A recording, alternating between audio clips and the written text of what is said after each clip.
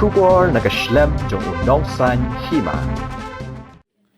Ki kertong ke NPP na soyong konstituensi uba samlin malngyang. Habaya keren bat nong thok khubor ulaong. Paki pajba ka soyong kiladap UI baka UDP kiladap bandi yu pajba na markam don nyala ka jonggen nongrim. Menta ki pajba ka soyong ki ong bakim don kamshu i ka UDP ha soyong ki don kam ni ka NPP ka bayalam ni ka sarkar.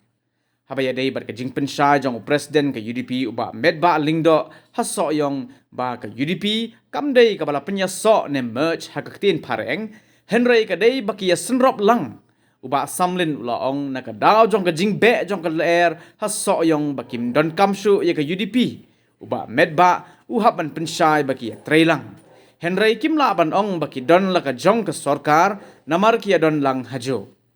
Hagabaya day bar kajing keren jong ba Tito Starwell Khan ha soyong konstituensi uba ong bala da job ka UDP ha soyong ka sarkar kan kela nakaliang uba samlin ulabu kajing keli kat nungut kidon ban penkela ya ka sarkar ula benrap ruda ka ba ong ba amday ban kela henry ngan ong hadin ka election ha soyong la ban sya bread kela mano ban tip cái ba nakaliang presiden jong ka UDP ba medba ando ipensai orang bangi mende bayamat ni dei ibasun rabla namar hasoyong menta ko mapile ipai ba hi kala bong lupa ba ka UDP kala di upai ba baki jen ko UDP ba kemudian hala ka jong ren tai tai lang ba NPP jaman tak ipai ba ki on himdan kam su UDP soyong iron kamit ban lai direct ke NPP ke bayalam soka dan nak tak daw ka jing be atakal air ko soyong kumta uba medba ulayok feedback tabab yang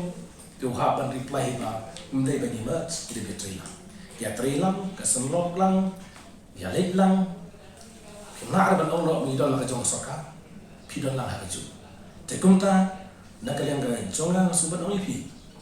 ba nakaliang kan jong uba titos ka hapo soyong ru ulong ba la job UDP soyong kasoka kan kalah tengah kuat ban keli kat no nombar kidon ban kelai soka tinggal ong ndai bakala